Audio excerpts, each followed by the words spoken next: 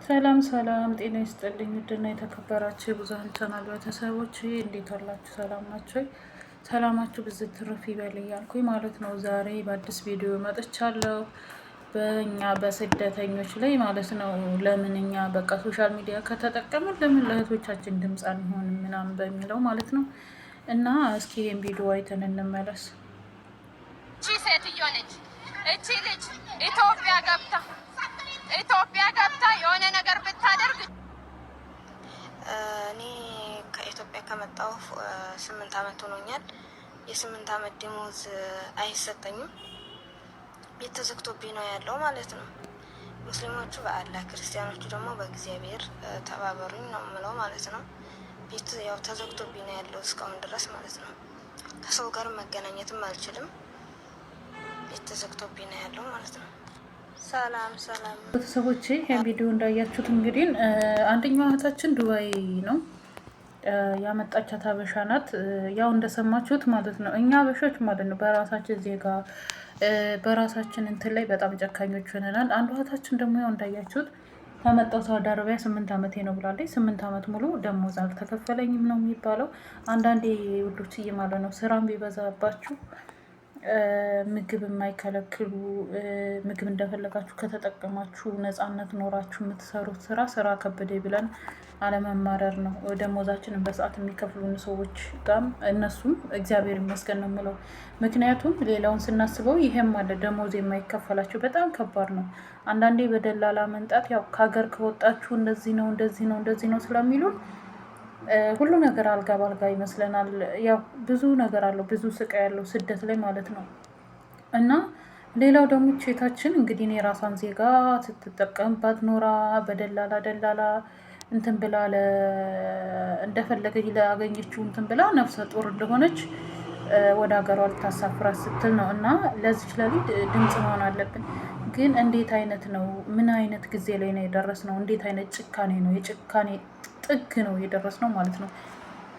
ነገ በእኔ አለማለታችን አለማሰባችን፣ ነገ በእኔ ላይ ይደርስብኛል፣ በእኔ ላይ ይሄ ነገር ይፈጸማል አለማለታችን በጣም ነው የሚገርመኝ። ማለት ነገኛ ምን እንደምንሆን እኮ አናቅም፣ ምን እንደምንሆን ማለት ነው። ምክንያቱም ነገ ምን እንደሚያጋጥመን የምናውቀው ነገር ምንም ነገር የለም። ምክንያቱም እኛ ነገ እንወልዳለን፣ በልጆቻችን ሊደርስ ይችላል አለማለታችን፣ ለገንዘብ ይሄን ያክል እንደዚህ መሆናችን በጣም የሚከብድ የሚገርም ነገር ነው። ማለት ከራሷ አሳልፋ ራሷ ተጠቅማባት። እንግዲህ የሬስቶራንት ስራ ታውቁታላችሁ፣ 24 ሰዓት ሰርታችሁ ነው ቢያንስ ብተኙ 5 ሰዓት፣ ኧረ ያንንም አተኙም ቆማችሁ ነው የምታድሩት ማለት ነው። እንደዛ እያደረጉ የራሳቸውን ዜጋ ለብር ብለው የሚሸጡ ስንት አይነት አስተሳሰባቸው የወረደ ስንት ሰው ነው ያለው። እና አንዳንድ ጊዜ እኔ ስደት እኔ አንዳንዴ ከኛ ካበሾች አረብ ይሻላሉ። ምክንያቱም ምናቸውም አይደለም ምናቸውም። እኔ በነገራችን ላይ አንድ ነገር ልንገራቸውና እኔ ባለፈው እንደዚህ ስመጣ ሱዳን ላይ የሆነ ገጥሞኛል። ወደ 30 ሰው ነው ዘግቶ የራሳችን ዜጋ ሲጫወትብን ደላላ ሞኝቶን ማለት ነው። እዚህ ከመጣ በኋላ ልብሴ እንዳለ ሁሉ ነገር የተነጥቄ ነው የገባሁት። ግን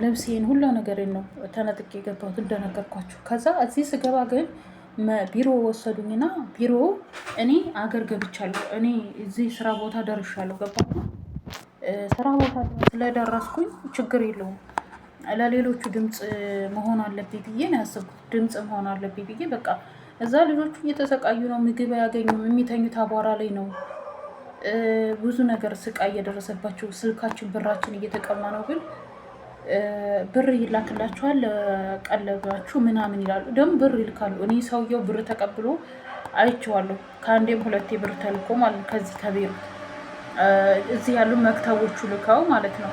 ግን እሱ የእኛን ብር እንትን እያለ እግዚአብሔርን ነው የምላችሁ የእኛን ብር ለራሱ እየተጠቀመበት እኛ የምንበላው እናቴ እኛ ሀገር እንዴት ነው አዲስ ዶሮ ወልዳ ፈልፍላ ለጫጩት የሚሰጥ በውሃ ተፈትፍቶ እንደዛ አይደል? እንደዛ ነው ለኛ የሚያቀርቡልን። እግዚአብሔርን ነው የምላችሁ።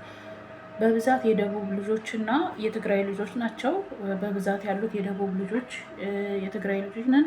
እኛ ደግሞ ከአማራ ክልል 2 ነን እና በዛ ላይ ደግሞ እንደፈለግኩ ሊጫወትባችሁ ይላል። ብዙ ነገር ነው የሚያደርገን እና ብዙ ነገር ነው ለማድረግ የሚሞክረው። ሲፈልግን በቃ እንደፈለገው ነው። እንትንም የፈለገውን ሰው ሚስት አለው መርጦ አብራችሁ የተኙ ምናምን ይላል። ብዙ ነገር ነው፣ ብዙ ነገር ልነግራችሁ አልችልም። ከዛ እኔ እናስይዘው ምናምን ስላቸው ፈሩ። በብዛት በጣም የሚፈሩ ልጆች ናቸው። እኛ ሁላችንም አንዱ እንሆንና እናስይዘው አልኳቸው። እምቢ አሉ። ከዛ እምቢ ሲል እኔ ምን አደረግኩ መሰላችሁ? የሚስቱን ስራ እየሰራው የኔ የሰራሁበትን ይወስዳል፣ ምንንም እንዳይነካ ማለት ነው። ይሄን ስላችሁ እውነታ ነገር ነው እየነገርኳቸው ያለው። ከዛ ብሩን ይወስዳል፣ በጉልበት ይደክማለሁ።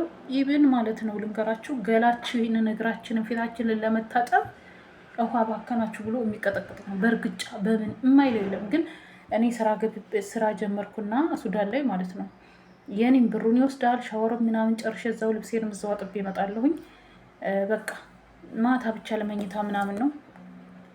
የዛን ጊዜ እንደፈለገ ነው፣ በቃ እንደፈለገ። እኔ የሁለት የደቡብ ልጆች ጥርሳቸውን እንትን እንዳወለቀባቸው አውቃለሁ በደንብ። ግን ያንን ስቃይ ስላየው እኔ እዚህ ከወጣው በኋላ ቀድሜያቸው ከመጣው በኋላ የኔ ቤዛ መጣና ድምፅ ለሆናቸው እንትን ደላላዎቹ ምን አለ መሰለህ ብር እንልክለታለን፣ ግን ለምንድን ነው እንደዚህ የሚያደርገው ምናምን አሉ። እንደዚህ ብቻ ነው ያሉ። ከዛ እኔ አረበኛም ትንሽ ሞክራለሁ እና ለምንድን ነው እናንተ እንደዛ የምታደርጉት? እናንተ እኮ እኛ ስላለን ነው ብር እዚህ ጋር እየሰራችሁ ያላችሁት። እኛ ካልመጣን ብር መስራት አትችሉም አልኳቸው። ምን አገባሽ አንቺ መተሻል፣ በቃ እነሱ ምንም ከዛ ቤት እናስወጣችኋለን ግን ምናምን እያሉ የሆነ ችልተኝነት። ቆይ እናንተ ለምንድን ነው? የሀገሬ ልጆች እኮ ናቸው። እናንተ ሀገራችሁ ሰዎች ሲነኩ ደስ ይላችኋል? እንደዛ እየተሰቃዩ ከምግብ የለ ምግብ የለ፣ ከፈለገ ደግሞ ይደበድበናል፣ ሲፈልግ ብራችንን ይቀማል፣ ስልካችንን ይቀማል። ስልኩ ልነግራችሁ አልችልም። ይሄማ አጃክስ ስልክ ምናምን 2 ኩርት ፔስታል ነው ያለው። ለምንድን ነው እንደዚህ የምታረጉት ምናምን? በቃ እነዛ ልጆች ካላስወጣችሁ አልኳቸው እኔ እንትን እላለሁ። ለልጆቹ መድረስ አለባችሁ እናንተ። መጨረሻ ላይ እኛ ከሌለን እኮ እኛ በሰላም ስንደርስ ነው ሊያረግዙ ይችላሉ፣ ምን ሊሉ ይችላሉ። እናንተ የዛን ጊዜ ኪሳራ ነው የሚገጥማቸው አልኳቸው። በዛ ላይ ደግሞ ለልጆቹ ደህና ቦታ ካልሆነ ለምንድን ነው የሚደበድቡ? ለምንድን ነው ምግብ የማይበሉት? ለምንድን ነው አቧራ ላይ ለምን ታጠባችሁ ብሎ ነው የሚደበድባቸው? ለምንድን ነው እንደዚህ ከሆነ አልኩኝ ብዬ ለእነሱ እንትን ተከራከርኩኝ ማለት ነው። ከዛ በቃ ለምን እንደዚህ ተደረገ? ሰውየው ተጠራ።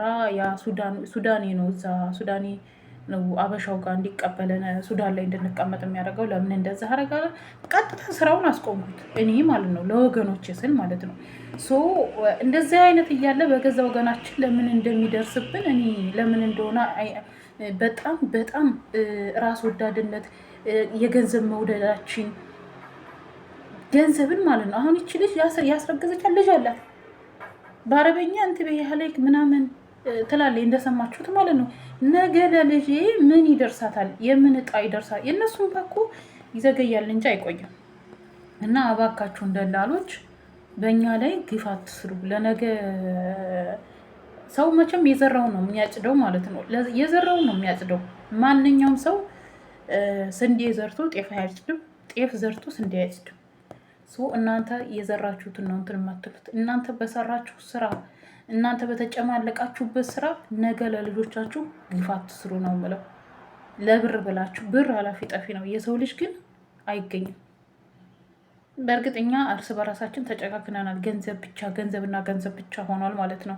እና አሁን ይች ልጅ መከራዋን አይታ 24 ሰዓት ደሞዟንም ሳሰጣት ለሌላም ማሳልፋ ሸጣት፣ እንደገና ደግሞ ማሳፈር። አያችሁ የኛ እኔ አንዳንዴ ማለት ነው አረብ ሀገር ላይ ከመጣችሁ አበሻ ጋር ትስሩ እላለሁ። አበሻ እኔ 10 እጅ አንዳንድ ጊዜ እዚህ ያሉት ይግደሉኝ ይላሉ። አያቆኝም። ስለማያቆኝም አክብሬያቸው ነው የምሰራው። ስራዬን አክብሬ እሰራለሁ፣ እነሱም ያከብሩኛል። የኛ ግን አወኩሽን አኮሽ የነበርንበትን ሲያልፍልን የነበርንበትን የምንረሳ ያለንበትን የማናስታውስ በቃ አለይ ብለን በራሳችን ገንዘብ ነገ ጧት ሁሉም ነገር ጤናም ሁሉም የእግዚአብሔር ነው። የሚሰጥም የሚነሳም እግዚአብሔር ነው። ሁሉም የእግዚአብሔር ነው። በእኛ ላይ እያመጣችሁ እናቶችን እያስለቀሳችሁ ግፍ የምትሰሩ ደላሎች እንደ በሰፈራችሁ ቁና ነው ልክ የምታገኙት ማለት ነው። ዛሬ ላይ ሊመስላችሁ ይችላል፣ ዛሬ ላይ ሊሆን ይችላል፣ እንደዛ ይሆናል የምታስቡት፣ ግን ነገ ታገኙታላችሁ።